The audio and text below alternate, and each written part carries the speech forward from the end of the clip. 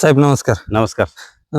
आपलं नाव, गाव आणि आजची तारीख सांगा बरं. माझं नाव दामोदर कुशाबा शेवणकर, हं. मुक्काम पोस्ट सारोळा, तालुका कन्नड, जिल्हा छत्रपती संभाजीनगर. आजची तारीख तारीख 28/8/2026. 26. बर, आपण आज तारीख एवढ्यासाठी घेत राहतो नेहमी. तारीख घेण्याचं कारण असं आहे की मागच्या तारखेतला व्हिडिओ नको वाटायला, शेतकऱ्यांना नको काही वेगळं चुकीचं हे व्हायला. शेतकरी मित्रांनो, आपण आज सारोळा गावात प्लॉट वरती व्हिजिट बनवतो आणि प्लॉट थोडासा पिवळा आहे, पण कुठेही सड नाही, कुठेही काहीच नाही.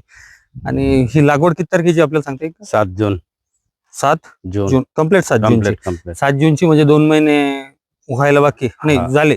समजा. आता तिसरा महिना सुरू आहे. बरोबर. हा. तर खतांच्या व्यतिरिक्त आपण जमिनीतून काय काय दिलं सांगता येईल तुम्हाला? हा, सांगता येईल ना. सांगा ना. काही नाही, 2 वेळेस हुमिक सोडलं आणि आपल्याकडच्या एक औषधी आणली होती का, अल्ट्राटॅक म्हणून.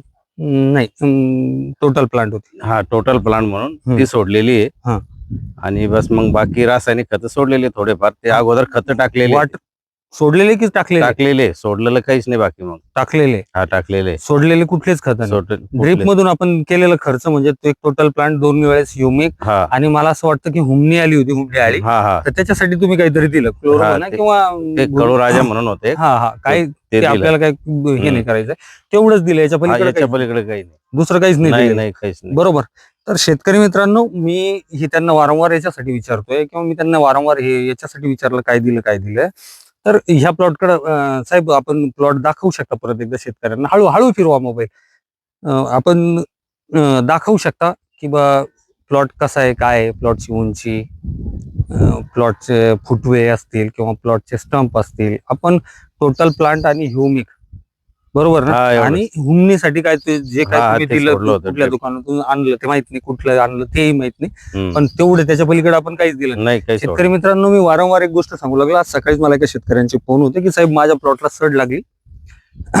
खुल्लोडचे शेतकरी, त्यांचा मला फोन होता सकाळी की साहेब माझ्या प्लॉटला सड लागली, पण मी त्याच्यावरती काही खर्च केला नाही, तर सड जिथं आहे तिथंच आहे, वाढली नाही, आणि बाकीच्या जिथं सड नाही तो प्लॉट छान आहे.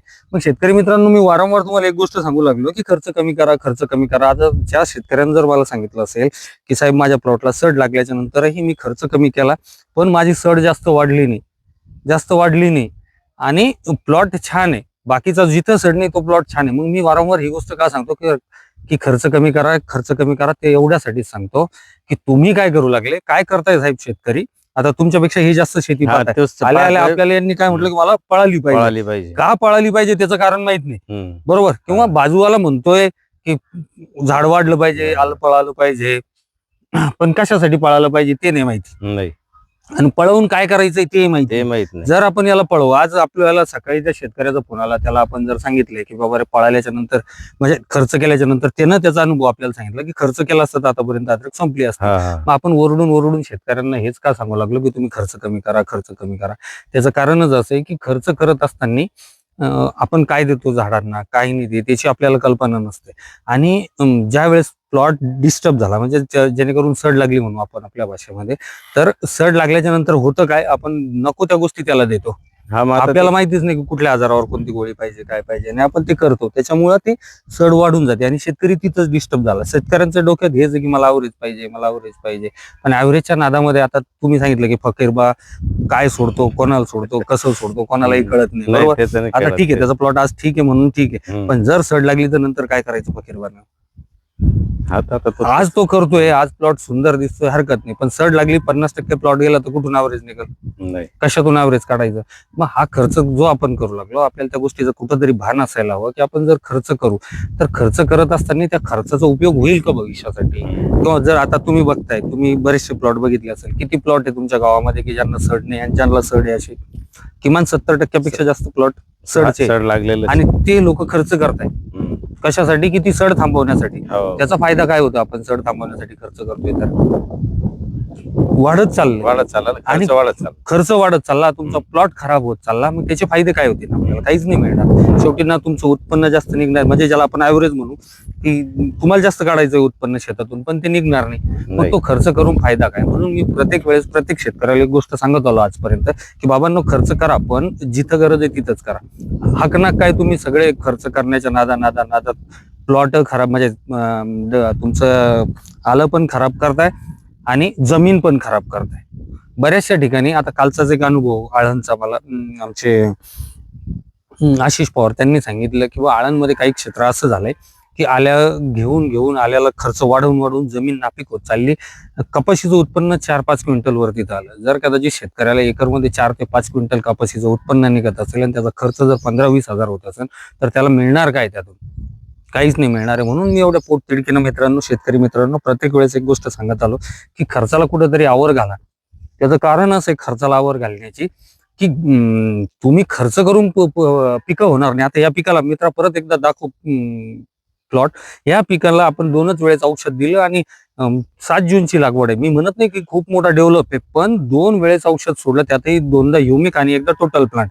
याच्या पलीकडे जर आपण काही न देता जर कदाचित हा प्लॉट असा असेल, आता फकीरबाचा प्लॉट आपण बघून आलो, एवढा काही जास्त पण मोठा फरक नाही, पण त्याच्यातून आपल्यात 1 महिन्याचा फरक आहे लागवडीमध्ये. मग फकीरबा आता पण म्हणत होता की मी 1 किट सोडू लागलो, मी याच्या पहिले अजून काही केलं. आता या प्लॉटला आपण एकच फवारणी केली. आता फवारणी एकच. फकीरबा किती फवारण्या झाल्या तुझ्या?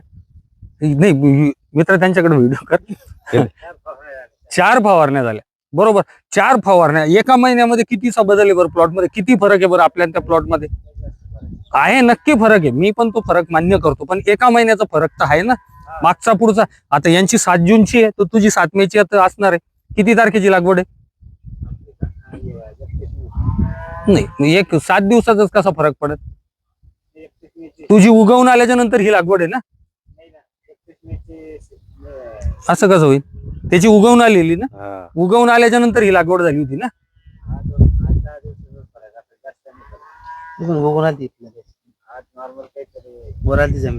जमिनीच्या वर आली होती.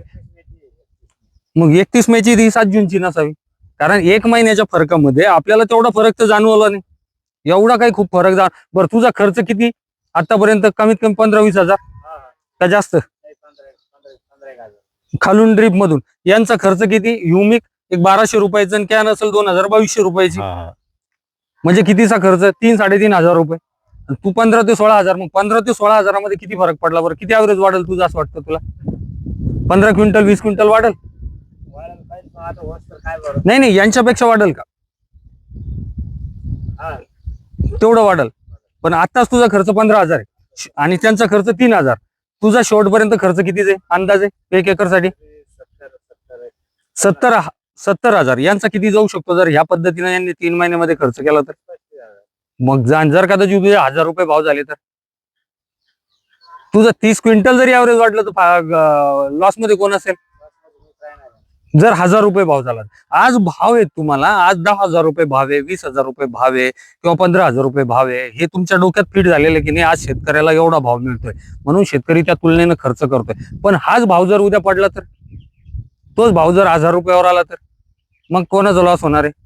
मग का आपण इतका खर्च करत असेल बरं ऍव्हरेजच्या नादात? आणि जर इन केस आता तुमच्या गावात तर नाही, मी परत पूर्ण पाहत येतोय कुठेही चांगला प्लॉट नाही. मग जर हे प्लॉट जर कदाचित असेच खराब होत राहिले आणि तुम्ही नुसता खर्च करत राहिले, आता तुझा प्लॉट छान आहे म्हणून 70 हजार खर्च आहे, जर 1-2 स्पॉट दिसले तर तो खर्च की कुठं जाईल? तुला 10-20 हजाराचं तू आणून सोडणार त्याच्यात सडसाठी वेगळं, म्हणजे लाख रुपयावर गेला. आणि जर कदाचित त्याच्यानंतर 1000 रुपये भावाचा झाला तर मग किती लॉस होईल तुझा?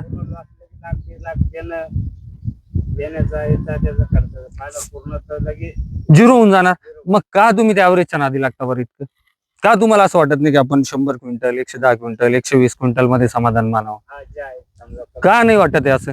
आपल्याला हे तर माहितीये की उद्या जर कदाचित प्लॉट खराब झाला, आता परमेश्वर तसं करू नये, पण आजची परिस्थिती आहे की कर्नाटक मधले, मी आता कर्नाटकला माझ्या 2-3 व्हिजिट झाल्या, कर्नाटक मधले दिवाळीपर्यंत एकही प्लॉट आपल्याला भेटत नाही, कारण ते लोक साहेब जानेवारी पर्यंत माल विकतात सगळेजण.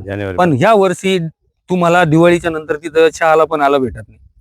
आज तिथली परिस्थिती अशी आहे आणि कंडिशन अशी की पुऱ्या भारताची 40% आलं कर्नाटकला होतं. आपण 7 ते 8% वर्ष लोक आहे. आपल्याला वाटू लागलं की आपल्या अवतीभोवती खूप मोठं आलंय, काहीच आपल्याला 1% आलं वाढलं असेल आपल्याकडे, म्हणून काही 10-20% नाही वाढलं.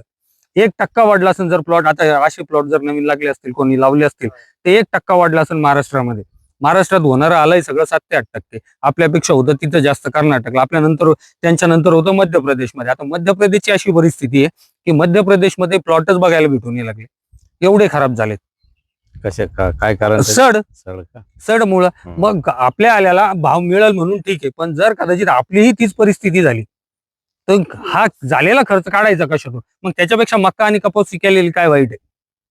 म्हणून म्हणतो शेतकरी मित्रांनो, म्हणून मी वारंवार एक गोष्ट सांगत आलो की खर्च तुम्ही उत्पन्न काढा, माझं त्याला विरोध नाही, पण उत्पन्न काढत असताना कुठंतरी खर्चाला आळा घाला. हाकना कोणाला, आमच्या सारख्यांना तर बिलकुल बळी पडू नका. कारण मी येतोय संभाजीनगरहून, आता मला वाटतं तुमचं गाव संभाजीनगरहून 70-80 किलोमीटर तरी असेल. 2,000 डिझेल जाळून येतोय, तर ते डिझेल मी तुमच्याच खिशातून काढतोय, बरोबर. पण ते डिझेल तुम्हाला द्यायचंय की नाही द्यायचं याचा विचार करा. कारण मी नुसतं डिझेलसाठी इथं येत नाही, तर मला त्याच्यापाठी मग 2 रुपये कमवायचे पण असतात. पण ते द्यायचे की नाही द्यायचे, तुम्ही काय केलं माहितीये का, त्या महाराज लोकांसारखा आमच्यावरही आंधळा विश्वास ठेवू लागले. किंवा तो ठेवणं बंद करा, कुठेतरी तुमचे डोळे उघडवा, जेणेकरून काय होईल, तुमच्या खर्चात बचत होईल आणि उत्पन्न चांगलं राहील. हकनाक आमच्या सारख्यांना बळी पडू नका, कारण आमचं ते काम आहे, आमचा तो व्यवसाय आहे आणि आम्ही आलेलोय पैसे कमवायलाच. आम्ही फक्त हे तुम्हाला चॉकलेट देतो असं नाही, असं असं नाही, असं तसं काही करू नका. ज्याच्यातून तुम्हाला विश्वास वाटत असेल अशाच गोष्टी करा, किंवा ज्या तुमच्या मनाला पटतील त्या करा. पण मनाला असं नका पटू की यानं हे सांगितलं त्यानं ते सांगितलं. आता फोन आले तुमच्या समोर, साहेब मी हे सोडलं, आता परत 2 दिवसांनी हे सोडलं आणि 3ऱ्या दिवशी तुमचं सोडू का? अरे कशासाठी सोडता इतकं औषध सोडल्याच्या नंतर फकीरबा, तू शेती करतोय, तुझ्या माहितीसाठी सांगतो, काही औषध असे की ते 1-1 महिना काम करताय, पण तुम्ही काय करता, 3ऱ्या दिवशी औषध सोडून देता आणि त्या पहिल्याचेच रिझल्ट येत नाही तोपर्यंत तुम्ही दुसरं सोडलेलं राहतं, ते दोघांनाही काम करू देत. शेतकरी मित्रांनो, ह्या गोष्टींना कुठेतरी थांबवा.